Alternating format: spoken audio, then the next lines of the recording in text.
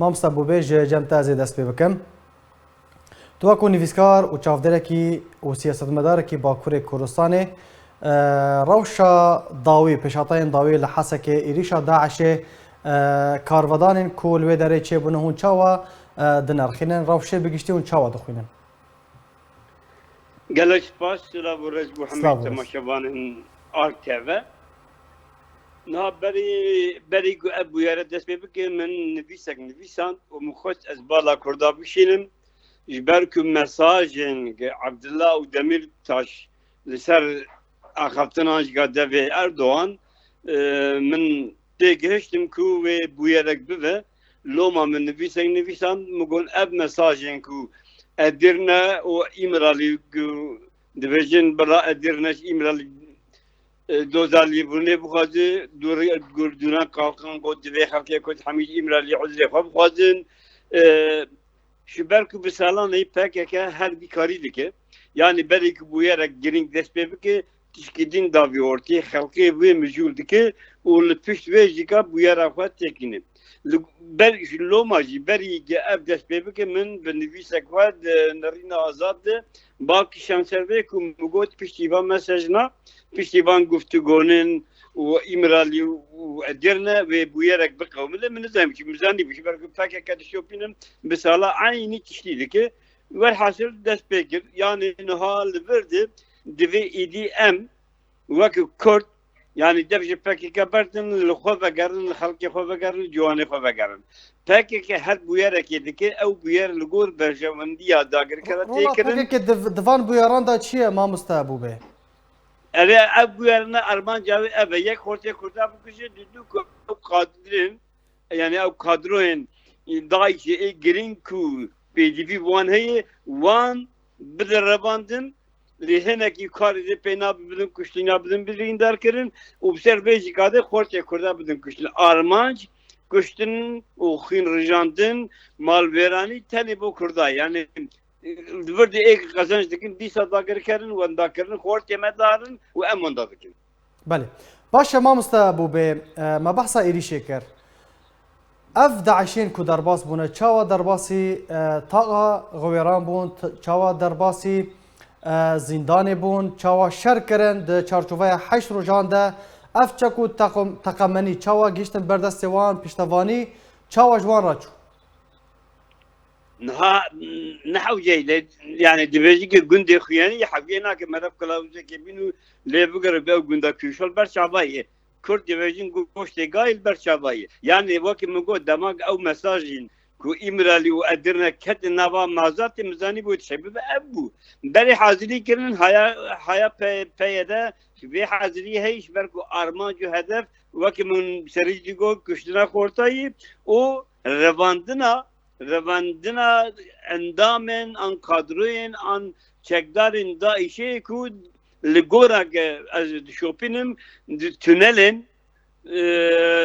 peyde de hatine revandin. Ava planek û ne Daişê serê xwe kiriye. Li gora min Daîş pedeke me bibirin. Daîş PKK ev berê xwe plan kiriye lê plankiriş bo wek bêjî me hemberî wan şer kiriye xortê Kurda dayê kuştin her Kurdek tê kuştin jî ka li ser vê xwîna wan ciwanên Kurd PKK xelûtir dibe. Loma jî planek yani ev bûyer xeber dest pê nekiriye haya PYD haya PKK haya dewletê xwe jî ji wan heye û ji wana ku wan kesên ku destê wan bi xwîna hemû gella û Kurdayê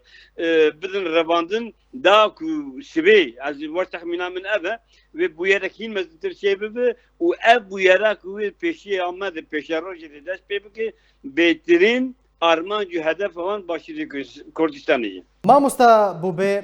te got qonaxa piştî wê gelekî zehmettir be. Qonaxa piştî bi dawî hatina şer li ser Rojavayê Kurdistanê li ser Hesekê wê çi be gelo?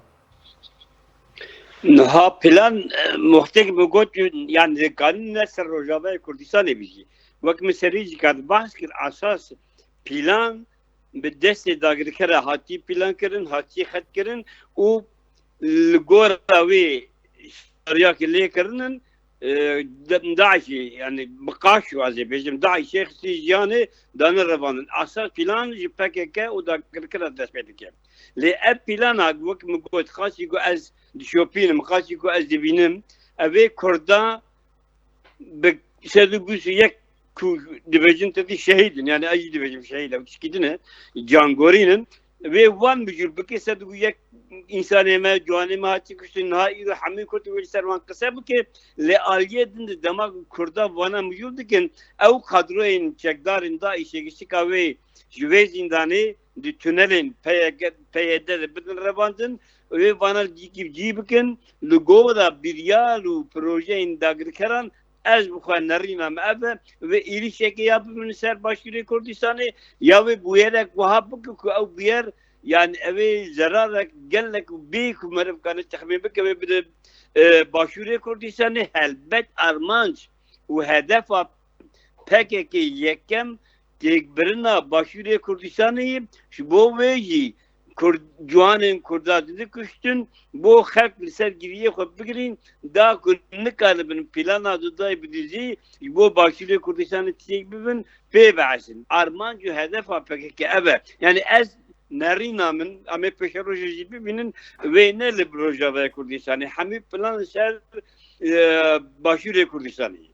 باشە مامستا بوو بێ ئەو راپۆرتێن ku بەحسا وەیە کێ دەکەن ku PKK bi sedan serkirda yan jî mîrên Daişê revandine ew yek şîroveya we li ser wêyekê çi ye? Niha heger bê bîrawe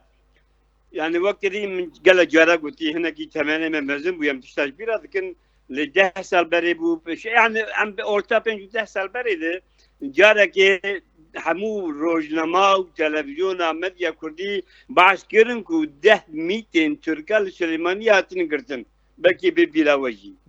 lê ew roj û ev hatine girtin birinin Kandîlê ew roj û ev roj behsa wana êdî nema têkirin çima ji ber ku wana aqilmendên bûyerên hemberî Kurda pêk anîne